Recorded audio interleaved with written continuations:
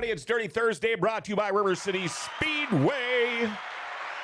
We are GFBS, Grand Forks' best source. My name is John Roberts. Stephen Lewis is going to be our guest host today. Chad's having another procedure or something. Anyway, hats off and a big shout out to Northwest Tire, too, for being a big sponsor of ours here on Dirty Thursday. You know what? For tires, work on your vehicle and more, check out Northwest Tire. They're on Gateway Drive. They are North Dakota's largest tire dealer, by the way, family-owned for over 40 years. You know, from big to small, Northwest Tire, they do it all. You can find all the big-name brands, Toyo, Nokian, Bridgestone, Firestone, and more. Call 701-780-8473 to schedule your next appointment. Northwest Tire on Gateway Drive in Grand Forks, helping you get the perfect tires for whatever you drive. And I'm going to do my own little shout-out to them because that's where I got tires for my truck. So thanks to Northwest Tire. Any questions or comments on the show today, by the way? I didn't even mention this.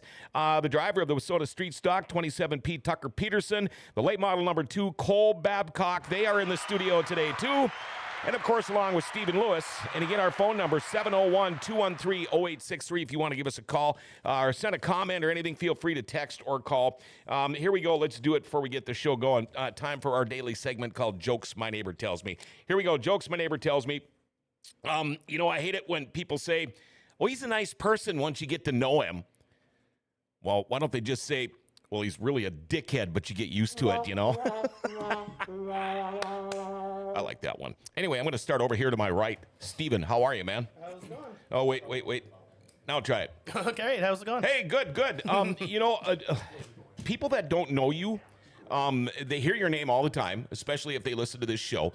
But what exactly do you do? If somebody says, what do you do, Steven?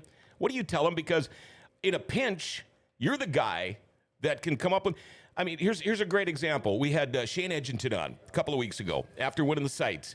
And I asked him, how many races have you won? And he goes, you know, I don't have any idea. And I said, well, I bet you if there's somebody in particular watching this show, I bet you will have an answer within... And just like that, my phone. And it was you. So when people ask you what you do, what do you tell them? Well, first off, with that one, I was just watching the show, and I was more interested myself to figure it out, so I just went on and figured it out quick and whatever. So, but yeah, just kind of paring things back now. I'm more I shoot pictures more than anything for speedway shots and Superior Customs and all that. But you know, every once in a while, I'll go in and dust off the old skills and you know, do the scoring and directing and whatever, and you know, PR stuff and whatever. And sure, because I mean, a year or two ago, you were one of the busiest humans I know. It was very hard to even catch you around here. You were always gone or road tripping or some racetrack across the country somewhere. But I used to be the guest that did 80 to 90 nights. Now it's, now we'll be talking to someone else that's doing that. So yeah, and we'll be getting there too. But thank you for coming in, by the way. One thing I did want to mention, Bruce Hart Celebration of Life is this Saturday from 2 to 4. I don't know much about it, but you can find out more by going to brucehartmemories@gmail.com. brucehartmemories@gmail.com. I would like to go. I'm hoping we are done with the harvest, but I have a feeling I probably won't be able to make it. But it's going to be missed. Again, if you want to go help with that celebration of life and go show your support for Bruce, go to brucehartmemories@gmail.com. I know we'll be talking about Bruce Hart here as the show progresses. All right, now let's go to our left. Here he is. It's Tucker Pederson, everybody. We're going to be doing a lot of applause today. How you doing, man? Good. How are you? I'm doing good. You had a busy year. Very busy. First up, before we get into all the gists and gits and stuff about the year, tell us about yourself right now. Well, we've just been racing a lot lately. I want to say we have upwards of, it's almost 80. It's like 70 some shows, 78. I think. Yeah, 78 shows. Yep, that's what I got. So that's definitely been the most time-consuming thing lately. It's kind of been an entire summer's worth of work. So are you in school now? So I tried. Okay. Okay. Long story short, trying to do 4 nights a week, 5 nights a week with Well, school still. Just the timing of it all did not work out in my favor. So with needing to get the grades that I need to get to do what I want to do, I just need to take a little backseat to that for now. What do you want to do? Physical therapy. Oh, okay. So yeah, I just I decided to take the semester off, and there's some other things I need to do, like some shadowing hours and stuff for that anyway. So I figured finish out the race season, and we can still make it Sure. somewhat. I was used to be on a first name basis with physical therapists for a long time. They helped me to learn how to walk again, and I was in some pretty bad wrecks. But there was a time in my life I thought about being a physical therapist. Is there a reason you picked that? Well, I was kind of the same situation as you. I knew a lot of them on a first name basis for the longest time. I've messed up my knees a lot in the past, and so I went through a lot of physical therapy for like a 3 or 4 year stretch. So that's kind of what brought me to How many knee surgeries have you had? 3. I got you beat. I've had 3 on one knee. 4 or 5, I think I've had. A couple of people already texting Amanda Joe. Steven! That's it. Justin Bogle took the first place spot. Alvain's watching. Eric Rice, is the points battle still on? No, it's not. We'll talk about that. I may be a bit partial, but Tucker P is my favorite. That was Katie Donahoe. Katie Osowski Donahoe. My aunt. Okay, I thought that name sounded familiar. Amanda Jo Enright. Okay, Eric Rice. But thank you guys for watching.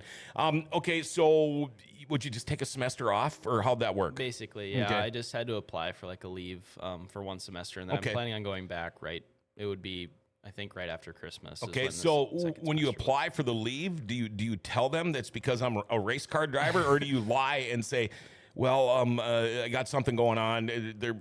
I don't know.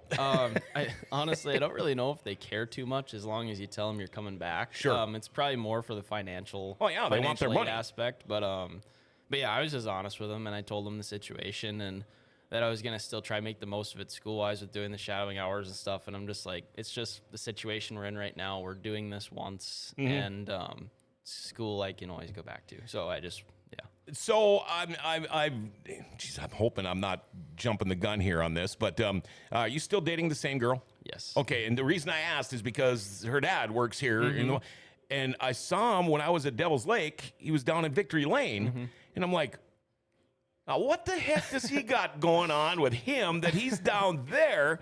And then I ran into him here like the following week, and he told me, well, Tucker dates my daughter. And I'm like, oh, now it's all making together. Charles Cox, I got you both beat. I got 6 on one knee. Oh, boy. Well, I haven't had my replacements yet either there, Charles. I got one of those coming on each knee, too. So how did you meet her? In school, actually. We went to the same high school for our freshman, well, I guess basically whole high school. So, yeah. So a high school sweetheart. Sure. Okay, sure. We're going to go across from me now. Cole Babcock, the driver of the late model number 2, is in the studio. And you walked in and you kind of had that look on your face like, I don't know why you want me here, but blame it on him. No, actually, when I told Tucker, bring somebody with, because I like it when, especially if they can bring a pit guy or somebody that helps them day in and day out all the time. And I'm like, okay, why him? And I should have put 2 and 2 together. I knew who you were dating, your sister. And then, but when you mentioned, and I should have done this too, but when you start calling races, it's easy to not catch if somebody's there or not there. And I didn't think about it, I didn't hardly see your car anywhere. And then you told me, Tucker says, well, he wrecked a car or whatever, and he's been with me pretty much all year going on the road and doing all that. So obviously we had to get you in there, and welcome to the studio, man. Yeah, appreciate you having me. And we will get you in here as a regular too. You're not just his sidekick. But one of these days. Yeah. Tell us about yourself. What do you do? What do you do for fun? Married, kids, any of that fun stuff? Well, no, I know you're not married, no kids. But yeah. So tell us a little bit about yourself, not at the racetrack. Yeah, so me and Kelsey live in Fargo. I work for Cody Erickson, kind of his everything guy. Mainly at the chassis shop at T&E, but like I was telling you before the show, they're in the middle of harvest right now. Yep. So I'm kind of doing odd jobs, kind of filling in where they don't have somebody. But other than that, I started a sticker company actually the same year or a year prior to when Mike Speaker started Superior. Yep. So me and him have been doing that.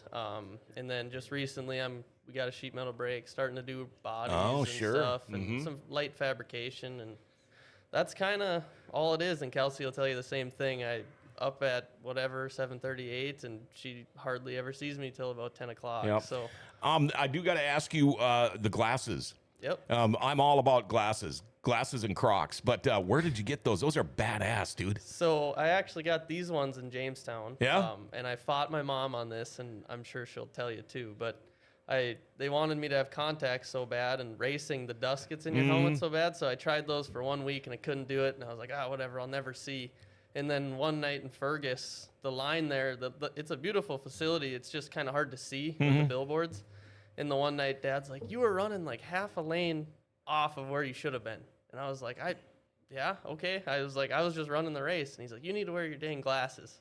So finally he convinced me to wear my glasses when I race. And then that kind of, I just got more used to him. But yeah, I fought her for the longest time, teenager. Yeah, I remember when they threw me in the back seat of a bus going around the track, and that's when I had the big Buddy Hollies on. And I, in a hurry, trying to put a helmet on with those glasses. But I used to wear the big glasses to try to make my head look smaller. I don't know if it worked. Well, look at this melon. It's freaking gargantuan. Well, just if I can butt in for those of us that have to run up and give him his lineup when he's in staging, I do appreciate that he can see it. One time. So I'll never live that one down. All right. Let's hear the whole story. What happened? I'm running around probably doing NOSA stuff or whatever, and he's sitting there in line, he's waving me over and whatever. He's like, where do I start? So I immediately start giving him crap. I'm just like, you're in the car, you don't know. So I bring up the app and whatever and show him, and I was like, if you do this again, I'm gonna hit you right, I'm gonna smack you right in the helmet. And I haven't had to do it again, but no, and I'm the worst at that. I'll literally check it on my phone as I'm like belting in, and then I'll give my phone to Kel's dad, whatever, and I'll roll into stage and I'll be like, wait, was I by this guy or that guy or in this row? And then all of a sudden, like, your brain, 9 times out of 10 though, people on the receiver, like, if you're in the wrong spot, they'll tell you. But it's just you're thinking about everything else, and it kind of leaves your brain. But I'm still thinking about your glasses. I like the holes. Is that so like you can put the chain on them and wrap it around your neck so you look like an old woman? I have no idea, honestly. I think those are cool. The water boy. Yep. So what's the story there? Thank you, Amanda Joe. Yep. So there was, when did that originate, Steven? It was in Buffalo. it was Buffalo. That's what it was. Buffalo, So a streeter, 9 times out of 10, they don't run on methanol, so they run a little warmer, and especially on the 100-degree nights, the cars get hot. And yeah, Tucker, the one night in Buffalo, they normally don't let you across the track, but we always have a thing where, like, he'll just tell me, win, lose, draw, whatever. He'll point and tell me if it's hot. So that means you bring the water down, take the hood off, dump it on the radiator. And so Mike and Steven and whoever else were standing in the infield that night, and Tucker went up to do his interview and on the front stretch, and I was there dumping water on, and Mike came over and he's like, oh, you're a pretty damn good water boy, aren't you? That's how it got started. And where was that? That was at Buffalo River. Okay, Buffalo River. Man, I love that place. Now, tell us, you were on the track. Well, I said one time this year, and you said not really. Yeah. What your season in a nutshell? It's not going to be a very long story, obviously. No. But what happened? What happened to Cole Babcock this year? We were building a new car, and Dad kind of decided that we needed to go another way. He's obviously car owner, whatever, and so he decided we needed to go another way, and that was already at the midway point in the season, so half the year was gone. So then he ended up driving to Ohio while I was racing with Tucker. I don't even know where we were, but he ended up driving to Ohio and got it's actually the same exact car Joey has, just 1 year older. Oh, so okay. It's a 2020 Yep. XR1. And so then we got that already. Me and Mike actually put the stickers on it at 3 a.m. Thursday of the sites. Wow. And so we got it out, hot lapped. It wasn't running perfect. So I had Corky Thomas, thank gosh, was there, and he's a guru, anything motor. Sure. So I had him come over and tune it, and coming out of 4 in the heat race, hit the gas and went nowhere. Poof. Pulled it into the infield, and yeah, we thought it was distributor, and we pulled the distributor out of the hole and looked down in there with the flashlight, and it was the cam broke. Oh, boy. So you get a brand new car, you get it out on the first day, and junk it. Yeah. Oh, man. But you'll be full bore next year. That's the plan. I mean, everything's sitting good. I'm trying to convince Dad to go to the topless, and me and Tucker kind of talked about it. So maybe it's fixed now. So maybe we'll take the roof off and go have some fun in Ogilvie before the year's over. You know, I think that would be so cool because you can actually see the drivers so much better. I mean, that's how you can tell if your car is set up or not. The people in the in the stands can, because they can see if you're sawing on the wheel or if you're just moseying around the track. But I know, I think Edginton's going down there, but I don't know how many locals have you heard? Are there many going? Not too many that He would be the one I would obviously would be my obvious choice if anybody's gonna go, it'd be him. And he told me he was, Right. but yeah, I don't really know. I know Vogel said he's going, but other than that, that's all we've heard. Who's Patricia Jane? That would be my mom. Okay, that's why. Glasses were definitely mom approved. Yeah. There we go. That's for you, Mom. Okay. All right. So that was your year in a nutshell. And so you decided while you were building this, you were going to help out, well, pretty much like your brother-in-law or whatever. Yep. But and obviously it worked out well for you, especially for him. Yeah, I've told Joey and Tucker this. Joey gives me crap all the time. He's like, I know you have the itch to go drive your own car. Why are you coming around all over the country to help us? And I was like, I honestly just have a lot more fun helping. It's a different kind of fun, though, right? I mean, it's a different. For one thing, the stress level has got to be completely different. I mean, it's all wonky when you're driving compared to when you're wrenching. Well, there's a lot of stress when it's just me and Tucker there, no Joey. Oh, I bet, yeah. But when Joey's there, it's just more fun, and the weight's not on your shoulders to perform. Me and him can talk about a setup change or do something, and at the end of the day, I'm just a signal guy on the fence. If we missed, we missed. Sure. Now, when the old man is there, then do you guys, the three of you, talk about it? Is it easier without Joey being there? I mean, you said it's easier when he's there, but is it easier making your decisions when he's not there, because there's the third man out right there? I'd say so. It's me and Cole, and I feel like we're both just really like, how can I explain it? We're both just like really crazy with our ideas. Like we just go back and forth, back and forth. There's always something that could go right or something that could go catastrophically wrong. It's always like it's either going to be really good or really suck. So do you Dad ever have mediates it? You ever have one of those ones where you just really go and look at him and go, "Are you freaking kidding me?" Or vice versa? I feel like we've definitely done that to each 100%. other. Yeah. Are you a believer in Murphy's Law? This year, we have learned that is 100% true. Yeah. See, I'm a firm believer in it. If something can go wrong, it will. Yeah. Yeah. You ever heard of Cole's Law? I heard this one last year. Yep, I was listening. I was going to last try week. it 2 weeks in a row. I knew I couldn't get by that one. I tell you what we're going to do. I want to take a short little break here, and then we're going to talk about this entire season for Tucker Pederson. We've already talked about the entire season for Cole Babcock, so I had to just throw that in there. But we're going to be talking about the season, what's coming up here next year, and all that stuff too. But right now, I want to talk about Valvoline Instant Oil Change. You know, life never seems to slow down. Everything is in such a hurry. Get in a beat truck. You'll see what I'm talking about. Hey, when it comes time for that oil change, Valvoline Instant Oil Change, that's where I go. I'm usually in and out of there in about 15, 20 minutes max. And while they're changing my oil, they're also doing more. They're topping off my fluids, checking my tires, battery, lights, the wipers, cabin air filter, all that kind of stuff.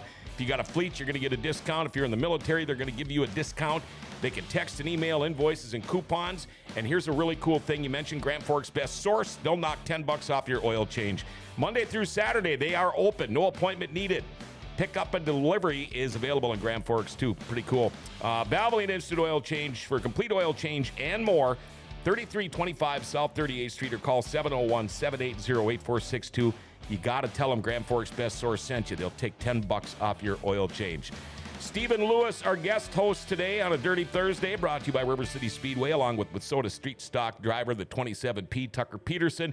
Late model number 2, Cole Babcock, also in the studio. And big shout out for you for coming in today. And I noticed, and this is probably because you're not all over the freaking world as much anymore, but I can get a hold of you much easier now than I ever used to before. Well, the hours are a lot more normal now too. Yeah. Working with Mike, so he, working with someone that works during the day, working normal people hours. Yeah, normal people hours. And I know he's still crazy busy too. But so are you commuting back and forth to Fargo a lot? No. So what I do now, more or less, is like I'll do some design stuff at home. Still getting caught up tagging galleries for the website or whatever. But things are kind of rounding back into place now. But usually I don't have to go down there unless he gets really swamped. Crazy, so. yep. Okay. Good morning, Tom Corcoran. Good morning, guys. Nick Curtis, more relaxed for Cole. I'm guessing he means when you're in the pits. Okay, let's talk a little bit about Tucker Pederson. Okay, listen to this. River City Speedway champion, Devil's Lake champion, North Dakota Street Stock champion. Sounding pretty good so far. Third in the national points. That came right down to basically the end of the year. But listen to these stats, all right? 26 wins. Okay, 78 events. We got raced 78 times.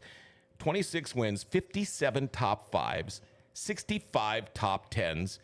You had victories at River City Speedway, Buffalo River, Devil's Lake, Brown County, Greenbush, Tri-County, Granite City, Cheyenne Speedway, Lake of the Woods Speedway, Thunder City.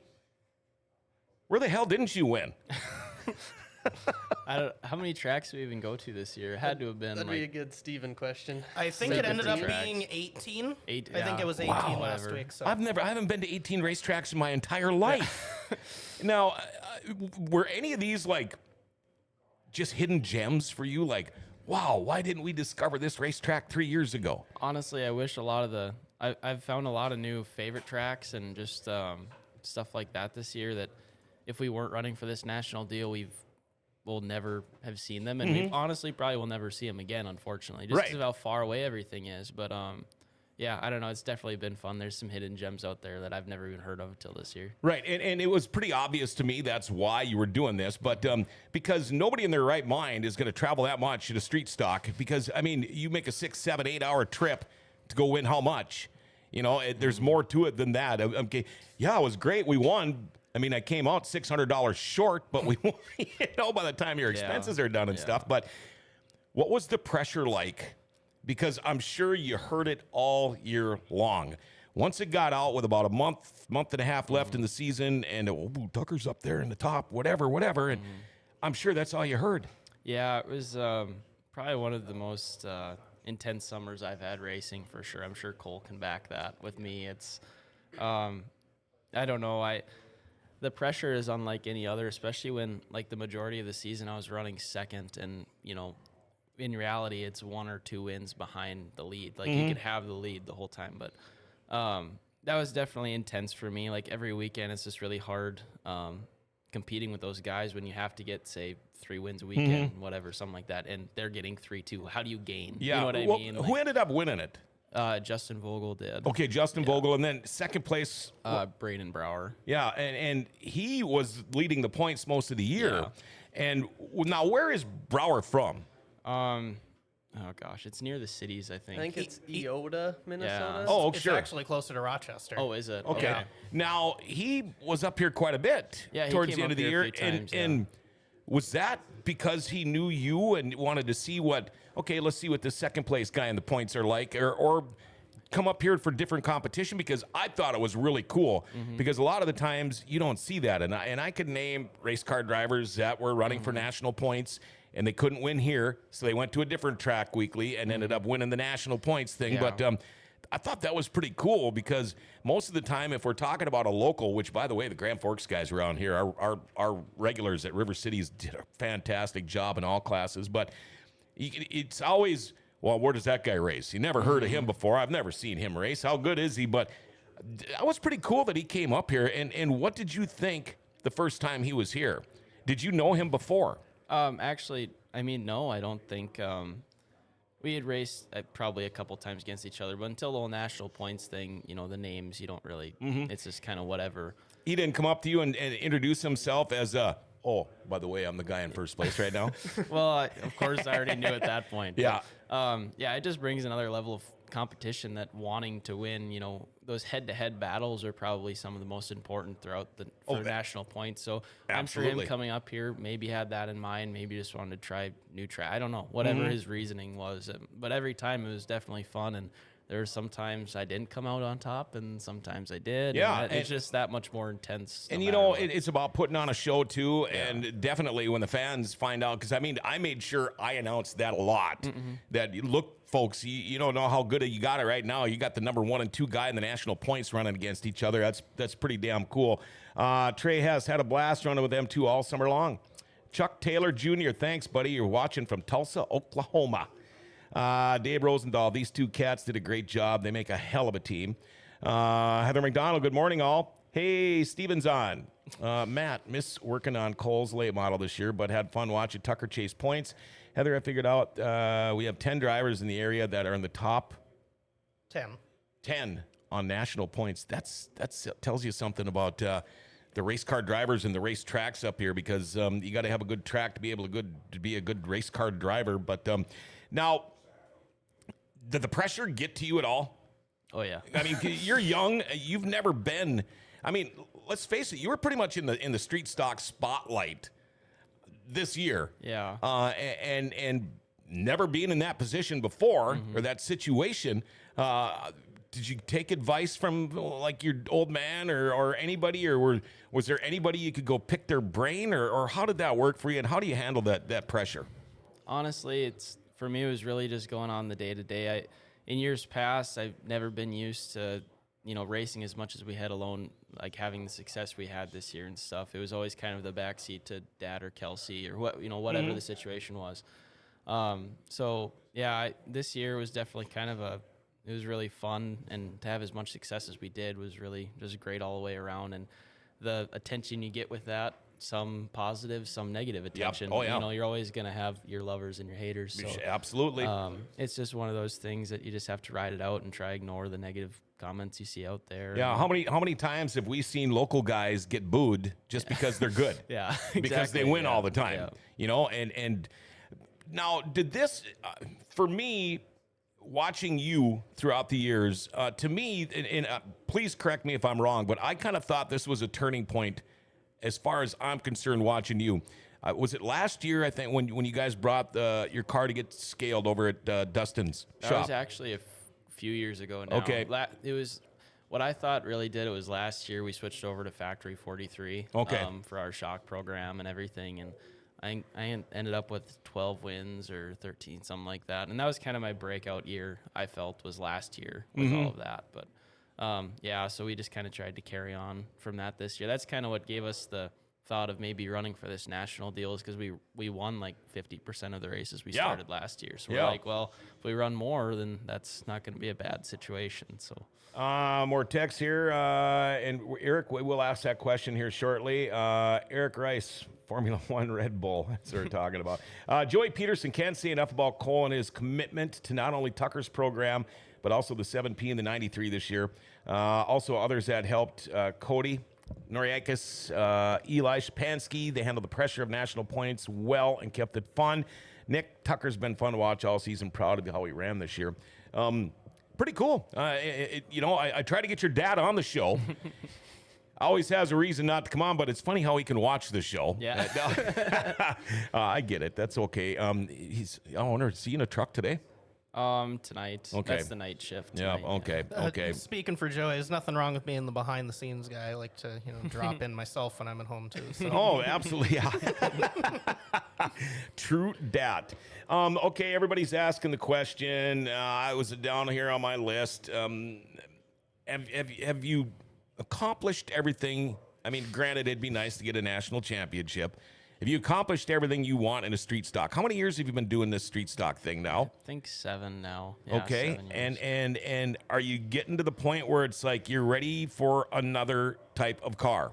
Well, You know what we're getting at. you know what's funny is that we drove all the way to Montana just last weekend, and this entire drive probably revolved around this one question. We're talking about the entire way because that's kind of where we're at right now. And the unfortunate truth, to me at least, is just that, honestly, like, I'm having a lot of fun in the street stock. Sure. And there's part of me that doesn't want to move out of it because it's such a great group of guys. Well, you're in your and you get comfort zone, comfortable But just put all that aside, the really crappy thing is that I probably can't run for a national title again. Just the way life is right now with timing in school and stuff, I can't put my life on pause. Yeah, you still have to have a life. So the issue with that is that that's probably the one thing that I feel like I haven't accomplished that I really want to. So say I stay in the street stock, that's what I'm going to want to do again, no matter what. I just don't feel like I'll be content running 1 or 2 nights a week. And knowing that that's a possibility, that there's the stuff we learned this year that probably could have switched the role for a national title that we just didn't. There's, games that you play that we just didn't do right. So there's stuff like that. So we almost just said it's easier to just say, well, just get rid of the street stock, because otherwise you're going to want to run again, and it's just not in the cards. Well, he's really good at skirting around the question, isn't he? So I thought it was a pretty good answer. it was a pretty good answer. It was. You could tell you thought about it the whole trip from Montana. We only had 20 hours to talk about exactly. it. So. Yeah. So, but here's what I'm getting at. As far as how good you are in a street stock, if you were to go, we'll just say late models, wouldn't it be nice to know that after all your work, you could actually go and race for $9,000 or $9,200 instead of, what the street stocks are getting paid. But does that ever, dangle that little carrot in front of your face? Would that help make your decision or not? Well, yeah, definitely. I know that's one big kicker this entire season with national points is honestly, financially, it could not be a dumber decision to run for national points because we get $250 to win on average everywhere. Yeah, and you're driving to win, and you're spending that in gas alone, if not more, just to in get gas. where you're going. Like it's just so honestly, running for nationals with at least in our situation where we live and the placement of everything, it really made no sense. But it's just to do it. It's just to say hell you did yeah! it. And this was our best chance at ever winning it was this year. So you kind of just had to shoot that shot. But we're guys, that lower units hanging down there. There's more to just producing kids, reproducing. There's they're nads. You want to brag about something like that. And would you say 3-4 different time zones you race this year? Yeah, I think 3 to try to go for a couple $100. Yeah. Wow. But it'd still be fun. Gosh, when something like what we're doing right now, when you can sit down and talk about all this stuff, that's pretty cool. Let's see here. Eric, Joey has to look after the inmates, of course. Mason Aaron's racing videos. What was your favorite track that you visited for the first time this year? Granite City Motor Park. And where is that? Sock Rapids. Yeah, Sock Rapids. Okay. That's what it is. Yeah, I think that's kind of a hidden gem. There's some mixed reviews from drivers on just track conditions and stuff you get there, but every time that I've been there, it's just been so fun. It's a very technical track where like you're pushing every corner, you're pushing the limits, but at the same time you need to hit certain spots on the track or you're going to go backwards. Sure. So I don't know. I really like that place. That's probably my favorite. That's the cool thing about racing in general. You can make a mistake, a 2 or 3 second mistake in any other sport and be able to make up for it. You can make a split second mistake in racing and you're screwed. Yeah, exactly. You're screwed. Man, we got a lot of people texting. Stephen Ader Olson. Hey, Stephen. Hey, Stephen Lewis. Tucker for late model. John Biergard. Dave, priceless experience on a lot of different kinds of racetracks. I'll pay it off. It'll pay off at the next level. Elizabeth Donahoe, thanks, Tucker, and Uncle Joey, both in late models. That would be pretty cool. It's all for glory and prestige. It's not about the money. That's what we were kind of talking about there. But now, obviously, I would think if you're going to make a different choice to go to a different kind of car, it would be a late model. Yeah. You've got your dad. You've got you. Would you be... if he's going to be running against you, if it was ever to happen, are you still going to be this nice guy and help him out as much as you can? Or Oh, yeah. Joey will tell you. I'm not afraid. I'd rather see Tucker go out his first night and beat me. It would make me happy. Wow. I don't really try and worry about any of that stuff. Like, I've raced with Joey for 4 years now. And never once do obviously you got to give him crap when you beat him. Sure. Well, he's the veteran and I'm the young guy. But absolutely. 9 times out of 10 he beats me, which is the way it should be. But I would be very excited to race with Tucker every week and just help him kind of along the learning curve. Sure. Obviously, I don't know as much as his dad does, but I'm more of the grunt guy, I guess. Well, I'll do the tires. I'll help do whatever. Yeah, you usually help them out the best you can until they beat you. And then it's like, you're on your own. But how did you get your started racing, by the way? And especially, did you race something before the late model? Yeah, so, it goes back to when I was born, really. I think Mom will correct me if I'm wrong, I'm sure. But a couple days after I was born, my uncle was racing go-karts in Minneapolis. And, it was like 2 or 3 days after I was born, I went to my first race with my mom. And my mom, aunt, everybody in my family, my grandpa started the go-kart track in Jamestown. So they did that as a family. I was there every week. There's pictures of me as a toddler riding around with power wheels on the scale and stuff. Yeah. And, Keith Vile actually was a huge part of my start in racing. He brought the slingshot class. Yep. They ran up here once or twice. Yep. But he brought that to Jamestown, and that was it was something easy enough to get into. I was still young at the time. Not as young as the kids now. I just watched the Stampede last week. There's some little kids racing those things. But so I raced that for, I think, 2 years or 2.5 years, whatever, and had good success. And Dad we sold the car, and he kind of came up to me one day, and he's like, well, we sold the car. What do you want to be in down the road in your future? And I was like, well, that's a silly question. Late models, duh. Well, they just had this limited late model class that just kind of popped up around Fergus. Yep. And Dad had recently moved to Rothsay, Minnesota, which Okay. is 10 miles yeah. down the road.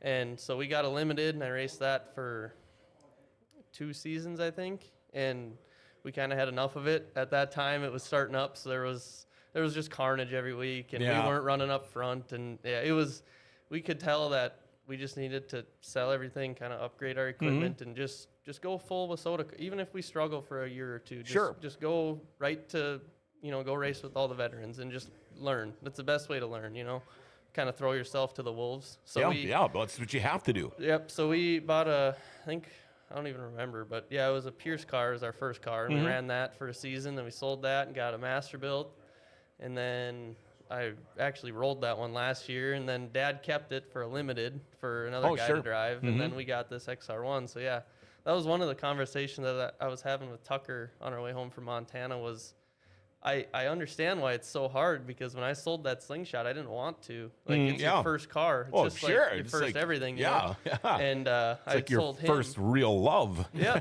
And like I told him, I was like, I kind of counted them on my fingers. I'm like, I think I've had like 6 race cars. Like, that's why it's an easy thing for me to do, because it's a car. It's not the car. Like, it's the car he ran 3rd national points with, won whatever, And that was one thing that I think, which I know he was struggling with, is like, it's the only thing he's ever been in. He's had that car since he started, and I completely understood that. And yeah, it's tough. So who were the guys that, when you first got into the late model, were there certain guys like with the NLRA that you leaned on a little bit for advice or help, or were you, like you said, you get basically thrown into the fire? Because people, if you don't realize this, there's nowhere to go practice racing. You don't go practice dirt track. It's not like shooting hoops in your driveway. You don't do that. You practice on race night. Yep. Were there people that you leaned on that helped you out, or were you just kind of a hard knocks, learn the hard way? No, it was literally, I don't even think I could count them all. I mean, Dustin Strand, Joey, Tom Corcoran, Brad Sang, Mike Balkin I've talked to. Like, there's all those late model guys. They may seem whatever to everybody else, but you walk up to them in the pits and have a conversation with them, they'll help you out. Oh, sure. Anything, anytime, any part, whatever. Even if it's just driving advice. Like, hey, Mike Balkin's the best at running the bottom. I need to learn how to run the bottom and not hit uke tires. Yeah. Like, Okay. So everybody. Obviously, Joey was very instrumental in the, like, at the track, because we park next to each other. I can go over, like, hey, what are you doing? Like, what do you think I should do? How'd it look to you, or whatever? But I would say every single person in the NLRA has had some sort of impact on my start in racing. And see, those are the kind of answers that people like to hear. Nobody's ever crappy to me. I don't know if they're just going to be nice because I'm the announcer or what. And I try to tell people these guys are really great guys. They all are. Well, you're the announcer. Of course they're going to be nice to you. But no, it's because I listen to people like you, and I listen to all these stories on Dirty Thursdays, and they all pretty much say the same thing. Let's see here. Stephen Ader Olson, you know what? Get back on the show, all right? Get your ass down here. Mason Aaron's racing videos. I'm biased, but street stocks are the bee's knees. Tom Corcoran, congratulations to Tucker on an awesome season. Something to remember and be proud of. What's the saying? Throw me to the wolves, I'll come back leading the pack. Something like that. That's awesome. Joey Pederson wants to know, what was your favorite race of 23? I was going to say, I have 2, so you go first. I was going to say there's a couple that come to mind for me. Yep. So probably just like the funnest in the car the entire year, and just the excitement, anticipation building up throughout the race is probably, I think it was the last one in Buffalo River with Justin Vogel.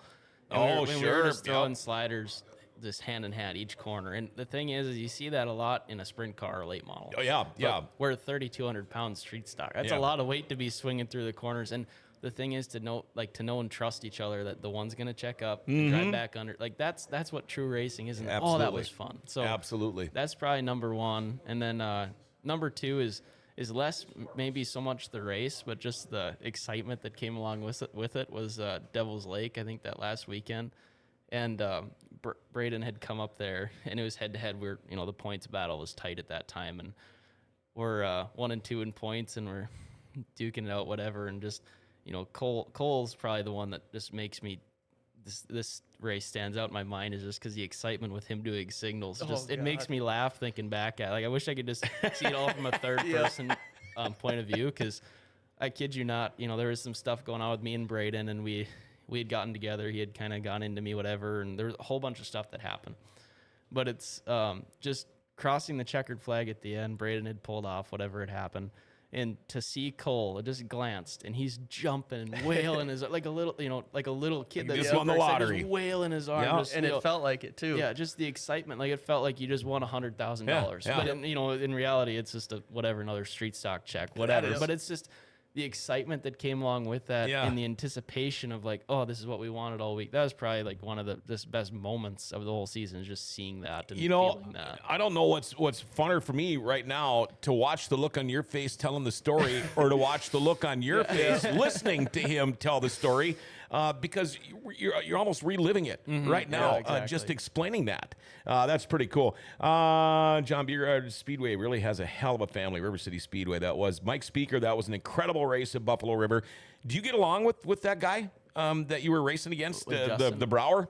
Yeah, we do Okay. for the most part. I mean, we're all just, at the end of the day, we're all really tight competitors, but, you know, racing, it's a big community, it's a family. So I feel like at the end of the day, even if we slightly have our differences, at the end of the day, we're all one big Sure. happy family. So. Your dad's piping in again, and I'm going to correct him. 77 shows, 78, right? Okay, I 78. I have no idea. According to my race pass, it's 78. 77 shows, and the 27 piece still has the same bumpers and door bars.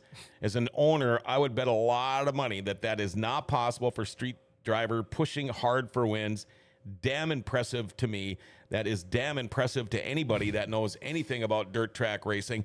And when you mentioned the slide jobs and things like that, let's admit it. 10 years ago, the street stocks, it was boring. I didn't think the quality of racing was that great. I know it was a starter class, you know, but when you look at how things have changed, the B-mods now are the same way. You know, there was a point there when they first started where it's like, oh my God, why do we even have these guys here? But now you can sit down and you can watch an incredible street stock race, a B-mod race. But they've come a long way. Yeah. Is there such thing as a starter class anymore, really? That's just, you know, that's just it. Is everyone can make a starter class, or a starter Yeah, class, their right. class for their whole life. Like, look at like Justin, like he's raced, and Justin Vogel's raced that class for so long. And honestly, I don't see it as a starter class. If you're having fun doing it, Absolutely. I mean, have at it. You know Yeah. what I mean? Like, total respect to him. Like he puts on a show every single night. He doesn't, like, there's people who, you know, they're so desperate for a win, they'll do the cheap moves, they'll do this, they'll do that.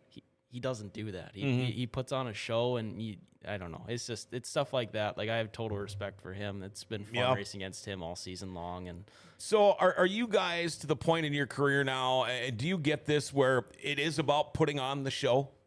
I mean, I'm going to ask you that. Or does that even cross your mind? Because, you know, this gets brought up all the time after the races when the kids come down to the pits and things. And, you know, there's Rockstar Tucker and there's Rockstar Cole, but it is about a show, you know, and when it's all said and done, and that's when you kind of realize that. But does that ever get in your head? You know, well, I've got to keep all these people up in the stands happy.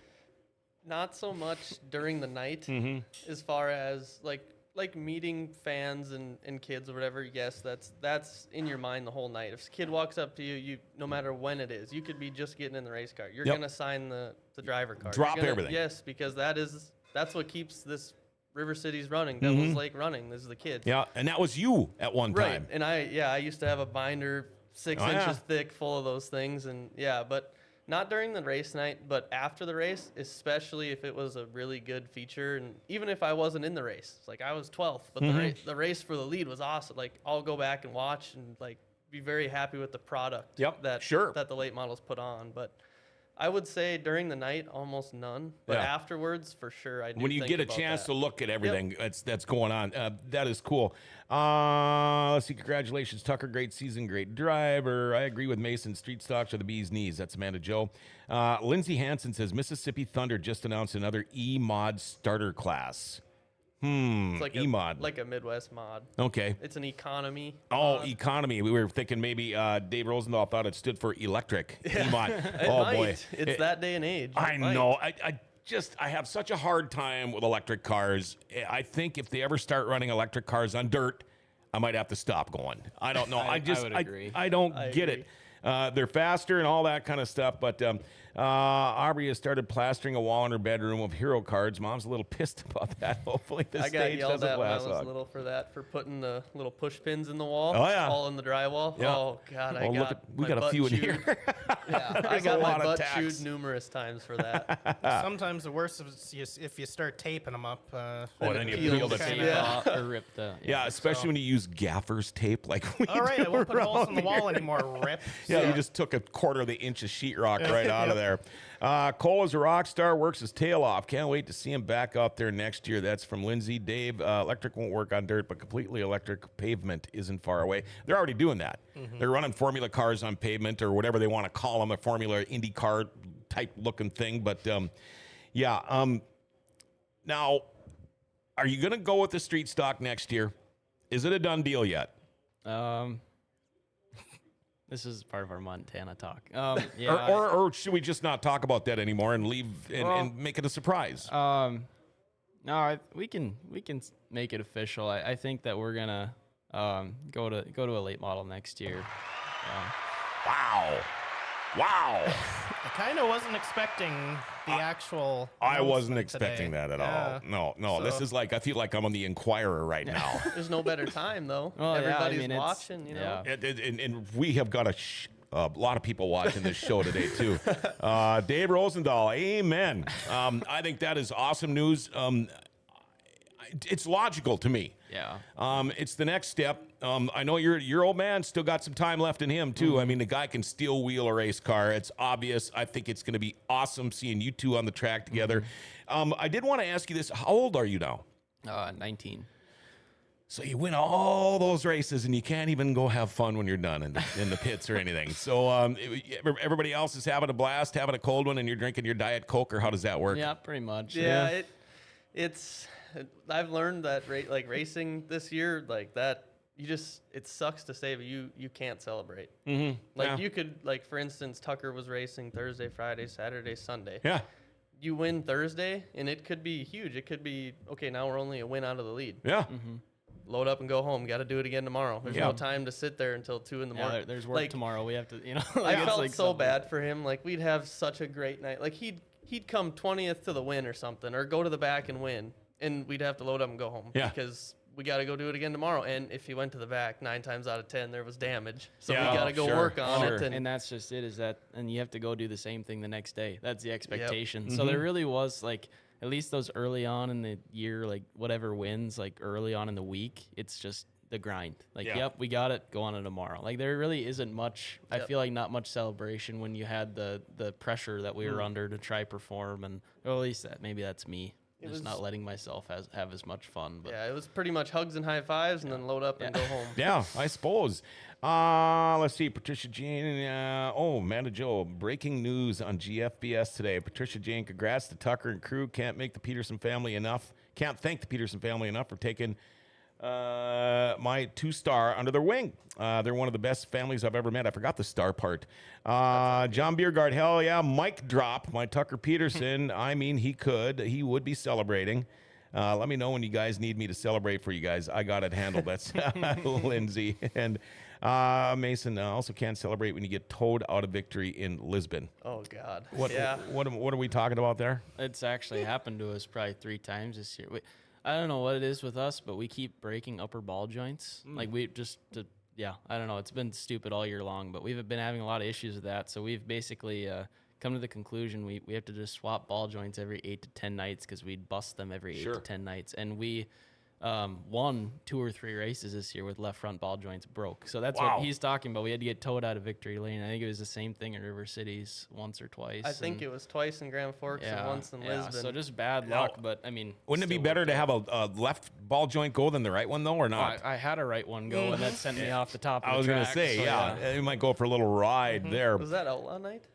Because we were. It was No, the left front was Outlaw Night. Oh, okay. But the right front, I think, was like the week after or something. Yeah, that It was right around in the middle there. Yeah. Terry Blacklands, I know Terry. Honestly, you don't have to drink to celebrate. Congrats, Tucker, on a great season, and good luck in the late model in 2024. Levi Babcock, nice work, guys. Nick Curtis, I told him out of River Cities. Randy Sadler watching. Best part was watching the smiles when the guys are telling their stories, congratulations on a terrific year. And that's what I was getting at. You telling the story, you grinning from ear to ear, listening to him tell the story, and you can tell you guys are both reliving it as we're talking about it. I just think that is so cool. You brought the notes. Who got you in the top 3 here in the natty points? There's so many people, even that's not listed here for sponsors. It's an insane amount of support that we've gotten all year. Even like my family, Cole, my girlfriend Grace, just everybody. It wouldn't be possible without anybody here and everyone in this room. And then just all my sponsors, North Dakota Eye Clinic, Amy Dahlman Photography, Olson Underground, Ad Monkeys, Proland, Snow, Bad Boy Mowers, Sean Horn Realtor, Hope Church, Turf Pros, Zuli Race Engines, Jeff McDonald, Mark Sin, Roxbury Racing Transmissions, Bruce Hart was big support for me. Envision Ag, Hillashog, Levi Babcock Construction, Wicked Wraps, R&R Farms, Southline Farms, Pit Lane Solutions, Energy Release Racing Products, and there was some other people who helped me out this year. Forgot Hope. What? Oh. No, he Hope said Church. it. Well, it's on the list. Oh, Hope Church. I didn't hear him say it. No, he said it. He said it. Oh, did you say it? If not, Okay. if I didn't not, catch but it yeah, either. thank you okay. but Hope I Church, didn't and hear then it. there were a couple other people who helped us out throughout the year that didn't want to be listed, but Oh, sure. just The every silent single, ones. Yeah, the silent ones. But just everybody who helped us get through this year. It was a grind, but it was all worth it in the end. So, also, by the way, Josh Barker, love the hat. Daryl, Canadians are watching. Now we need Trey Hess in the late model. Keith Cummings Streeter's my favorite class. Cheryl, Grandma, and Grandpa, too. Grandma and Grandpa, too. How about you? Who helps you out there, buddy? Oh, there's so many people. So first off, be Dad, the car owner. Obviously, he had a huge part in putting that car together, the new one, just to get on the track. Because I could help during the week, but on the weekends I tried to go follow Tucker around and be devoted to that. Dale Matheson with DM Motors, he's been on my cars ever since I started racing. Been a huge partner. Pat Browns with Nordic Towing, United Savings Credit Union, Bjorn Ringdahl with Ringdahl EMS, Ashley Bronze with Little Keepers, Chris Mack with Top Shelf Energy, Ryan Torbenson Racing, Greg Freestead Motorsports, Mason Aaron Racing Videos, Mike Speaker at Speedway Shots, Mom and Dad, I already said Dad, but Mom. Joe Thomas, JTR Services, Corky Thomas Power, Kelsey and Theo, can't forget those guys. yeah. And last but certainly not least, the Pederson family. Yeah, that's cool. John Biergard says, I met Sean Horn on Saturday night. Never met him before. Hell of a guy. Speaks so highly of the Pederson family. I don't know anybody that doesn't. I mean, I have, I drive by your house 3, 4, 5, 8 times a day. And every once in a while, if I see, if somebody's out in the shop, I'll stop in and just to say hi. But nothing's ever been badly said about you guys that I know of. Now, what do you guys do in the off season? I'm guessing you're going to be building a car, but are you ice fishermen? Do you guys hunt? Do you play hockey? What do you do in the winter? Do you have any extra hobbies that you do? Actually, my sponsor, Dale Matheson, he's got a lake place on Leech Lake and Lake of the Woods. Oh. I haven't gotten up there as much as I want to in the summer at all, but the wintertime even, I haven't gotten up there. But that is probably the number one thing in the wintertime for me is just ice fishing, other than obviously building race cars and working on race cars. The next thing really is driving up to Grand Forks and hanging out in the shop and putting race cars together, tearing them apart. I know we had a long winter this year, revamping all 3 really. Yeah. And that to me is the fun too. I keep saying it again and again, but I love to work on the cars. Yeah. Learn and the camaraderie. So have you learned a lot on a lightning sprint then too, or what? So I tell every time. So they always try not to split, but every time I tell Kelsey, I was like, I'm sorry, but I'm way more help to Tucker than I ever will be for you, just because of the car you race. Like Joey has to go with you, and I can go with Tucker. Sure. But the lightning sprint, I've picked up on a couple things, but there's so much computer and wiring, and Joey will say it too. Like the first time she blew a motor up, it took him 2 days to put a new one in, just because it's all compute. It's not like our cars. We just drop it in the hole and bolt it in and hook up the fuel. And whatever happened to fuel and spark? Yeah. I remember working on one of my first race cars back in the day where you could actually stand inside the hood and work on the car. Now you can't do any of that kind of stuff on these cars. What about you? Do you got any hobbies, anything you do on the side? pretty much honestly the same thing Cole said.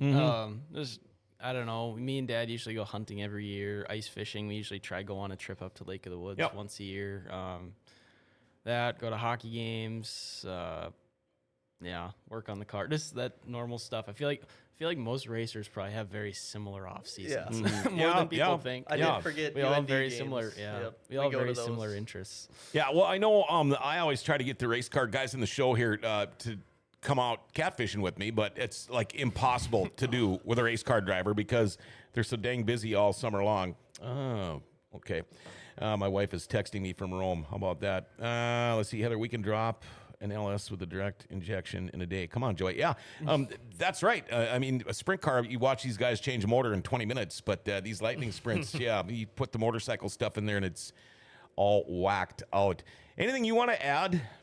So I guess the only thing I was going to ask was was there anything, you knew you were going to be racing a lot, you knew you were going to be traveling a lot. Was there anything, someone like me that used to travel a lot, was there anything like travel-wise or anything that went into this that you weren't expecting going into the year that kind of became a routine that kind of sticks out to you at all? Or Well, I was going to say one thing that I really didn't expect to hit as hard as it did was with the whole national points. Less routine, but just I didn't expect this was, they have their whole point bracket deal. So like based on car counts. And there's, they put those rules in place so guys can go drive wherever and cherry pick a win. But what really made it unfortunate for us is that just because of where we live, most nights we're in the lowest or middle car count bracket. Yep. And those guys that, like Justin and Braden, like they just had more cars in their area. So we would have had to drive 4 hours out of our way just to race against higher car counts. And the crappy thing is that we actually led the win bracket the whole season. It's just those show up points really, really bit us at the end. So that's one thing that I didn't really see coming to be as big of an impact as it was. That just that kind of there was a lot of the nights where the wins, it was like 9 cars. And Yeah, you got exactly. one Yeah, more, it'd one have been more, another it'd be good. point. Yeah. Or, Right. nights where there were 14 cars and it was just like you look down the list, is like, well, if so-and-so would have been here, it would have been another point. exactly. So something that the other two honestly did not have to worry Right. about. No. So, Just because of where they live. yep. Yeah, and that's just like I get the rules were placed for the whole cherry picking at Yep. whatever, they didn't want people going against less competition, but in reality, you come here, we're racing against like River Cities, Seth, Devils Lake, these guys Trey, in Josh. Buffalo River, Yeah. Lisbon. You're racing against probably 9 cars, but all 9 of them could win. Yeah. You know what I mean? Yeah. Like it's Yep. just that I don't feel like that's really accounted for in that whole point structure because we got screwed.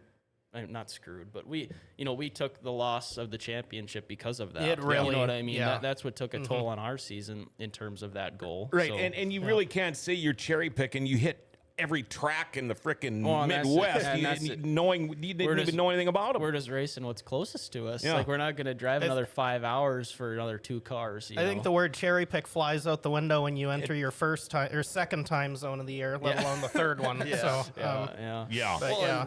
and not to discredit Justin Vogel. No, either. not at all. He ran that whole street stock tour, and he won the street stock tour. Like that street stock tour. If you're gonna try and put yourself up there with the best, like if you're gonna win a street stock tour race alone, one, and I don't know how many he won, 5 or 6 probably, but that is the toughest competition out there. At the end of the year, I mean, he really does. He deserves it because he raced against the best. And of the that's best when all he year long. really shines Exactly. too. Yeah. Because you looked at the first month or the first 2 months of the season.